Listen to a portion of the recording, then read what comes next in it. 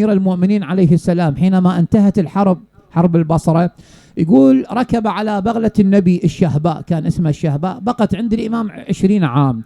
يقول استعرض القتلى، وصل علما إلى كعب بن ثور. كعب بن ثور شنو هذا؟ وظيفته قاضي البصرة، يعني فقيه مرجع قاضي البصرة. قال اجلسوه، قعدوه. قال ويل أمك يا كعب، لقد كان لك علما لو نفعك، لكن الشيطان أضلك فأزلك فعجلك إلى النار. أي ترى سوء عاقبة شنو؟ وحسن عاقبة.